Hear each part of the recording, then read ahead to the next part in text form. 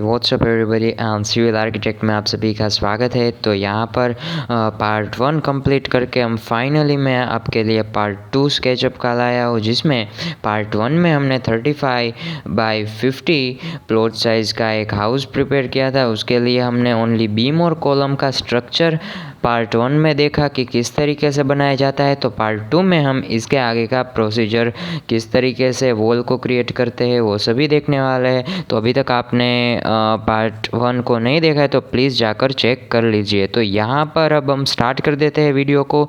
तो यहाँ पर अब मैं वॉल को क्रिएट नहीं करूँगा, पहले गाइडेड लाइन से विंडो को प्रोजेक्शन और यानी कि एक गाइडेड लाइन से विंडो कहाँ पर आएगी वो आपको दिखा दूँगा। तो यहाँ पर सिंपली आपको टैप मेजरमेंट टूल की हेल्प से ओनली एक गाइडेड लाइन खींचनी है एंड बाकी की गाइडेड लाइन आपको मूव टूल की हेल्प से कॉपी कर लेनी है। जैसे कि आपको पता है, कॉपी करने के लिए कंट्रोल टैब के साथ मूव टूल का इस्तेमाल किया जाता है। तो इस तरीके से मैंने एक गाइडेड लाइन बनाई एंड देन दूसरी सभी गाइडेड लाइन को यहाँ पर जहाँ जहाँ भी विंडो है तो वहाँ पर मैं गाइडेड लाइन को प्लेस कर रहा हूँ। ओके, आपको ध्यान रखना है कि आउटर सरफेस पर यह गाइडेड लाइन को प्लेस करना है, क्योंकि आउटर सरफेस पर प्लेस करेंगे तभी तो हम जब वॉल क्रिएट करेंगे तो इस गाइडेड लाइन को देख पाएंगे। ओके, तरीके से मैंने यहाँ पर गाइडेड लाइन क्रिएट कर ली है। अब यहाँ पर मैं व्यू में जाके गाइड मोड को ऑफ कर दूंगा एंड देन एक रेक्टेंगल टूल लेके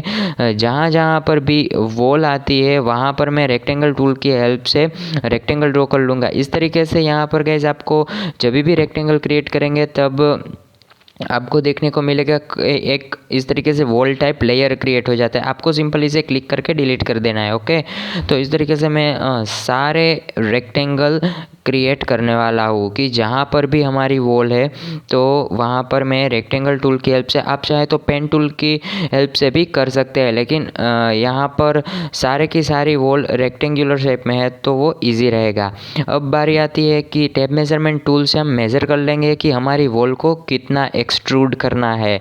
तो बस आपको यहाँ पर पुल और पुश टूल लेना है एंड अपनी जो भी हाइट तक वॉल को बढ़ानी है तो उस हाइट को आप कीबोर्ड में टाइप कर दीजिए। जैसे कि 11 फीट 3 इंच तक आपको वॉल बढ़ानी है तो आपको पुश टूल लेकर सिंपली पुश करना है एंड कीबोर्ड में 11 और फीट का सिंबल जो कि एंटर की साइड वाली बटन है और फिर इंचेस टाइप कर देना है। अब मेरा प्लान जो कि नीचे रह गया था उसे मैं प्लिंथ हाइट तक लेकर आऊँगा ताकि हम इंटीरियर वॉल को भी क्रिएट कर सके। तो इंटीरियर वॉल को भी क्रिएट करने का सेम तरीका है। यहाँ पर जहाँ जहाँ भी इंटीरियर वॉल आती है वहाँ पर हम रेक्टेंगल टूल की हेल्प से उस पर रेक्टेंगल ड्रॉ करते जाएंगे। जैसे कि आप वीडियो में देख रहे हैं कि मैं जहाँ कहीं भी इंटीरियर वॉल है वहाँ पर रेक्टेंगल ड्रॉ करने वाला हूँ। तो इस तरीके से हम सारे के सारे रेक्टेंगल ड्रॉ कर लेंगे एंड देन तरीका सेम ही है, आपको पुश टूल की हेल्प से सभी वॉल को पुश कर लेना है। इस तरीके से हमने एक्सटीरियर वॉल भी प्रोवाइड कर दी है एंड इंटीरियर वॉल भी प्रोवाइड कर दी। अब बारी आती है स्टेयरकेस की।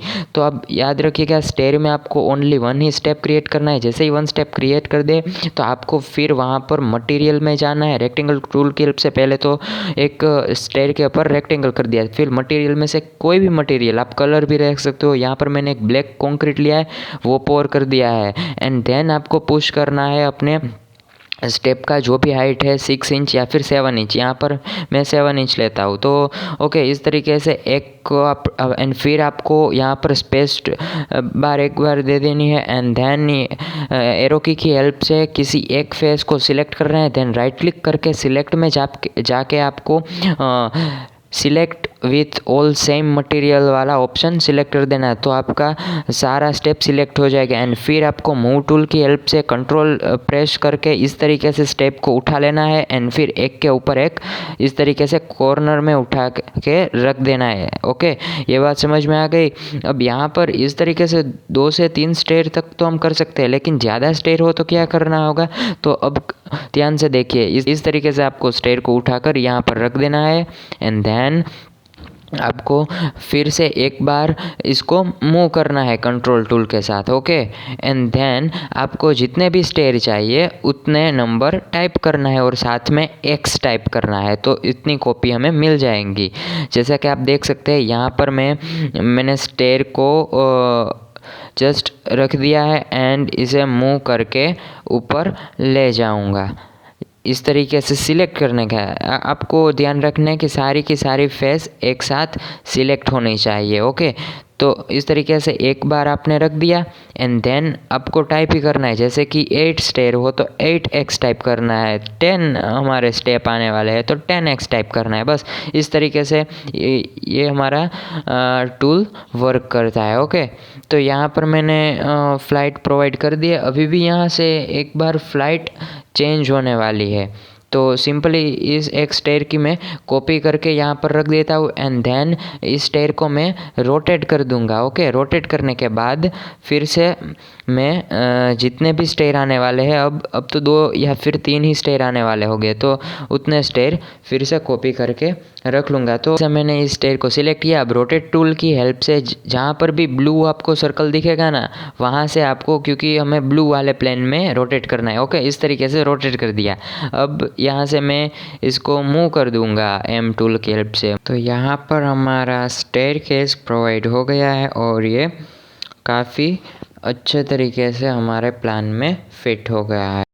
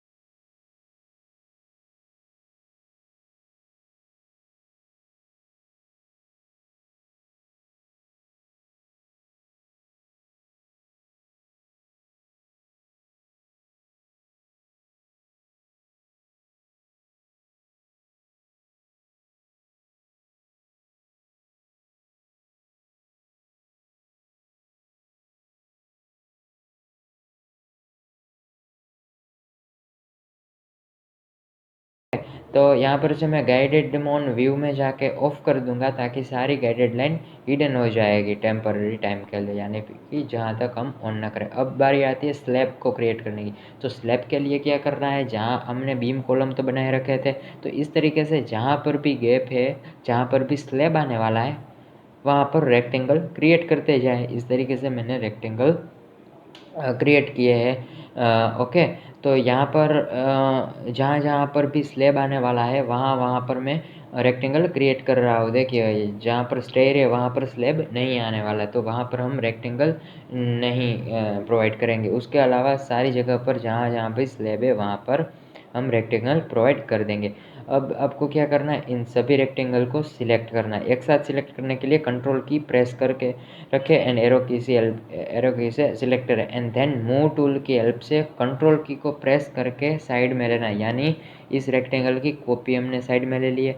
अब आपको जहाँ पर आपने रेक्टेंगल बनाए थे स्लैब प्रोवाइड की जगह पर, वहाँ वहाँ के रेक्टेंगल को आपको डिलीट कर देना है, क्योंकि स्लैब में थिकनेस होती है ना, तो इसलिए अब हमने कॉपी करके सारे के सारे स्लैब के जो रेक्टेंगल है उसको साइड में ले लिए।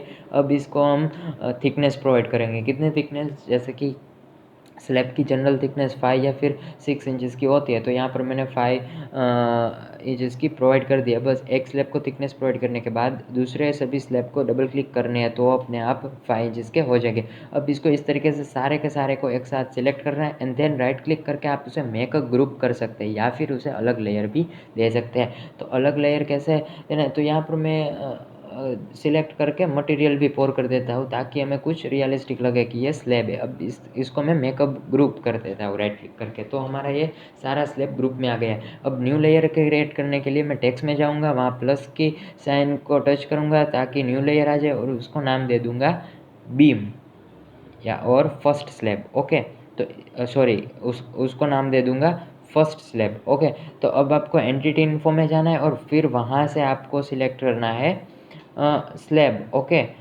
तो इस तरीके से मैंने स्लैब का एक अलग ग्रुप क्रिएट कर दिया है एंड लेयर भी क्रिएट कर दिया है। तो यहाँ पर आपको स्लैब में क्लिक करना है, ग्रुप होने की वजह से सारे के सारे स्लैब एक साथ सिलेक्ट हो जाएंगे एंड देन मूव टूल की हेल्प से उसे मूव करके इस तरीके से किसी भी एक कॉर्नर में रख देना है। तो यहाँ पर हमारा स्लैब प्रोवाइड हो चुका है एंड काफ़ी अच्छा लग रहा है स्लैब। आप इसे यहाँ पर नीचे से जाके भी इस तरीके से स्लैब को देख सकते हैं। तो आज के वीडियो के लिए इतना ही एंड नेक्स्ट वीडियो में हम लोग देखने वाले हैं कि फर्स्ट फ्लोर को कैसे क्रिएट करते हैं। बस आपने ग्राउंड फ्लोर के कंस्ट्रक्शन को देख लिया है, अब फर्स्ट फ्लोर भी सेम उसी तरीके से भी हम क्रिएट करने वाले हैं। तो वीडियो के साथ और चैनल के साथ बने रहिए and thanks for watching, take care, bye bye.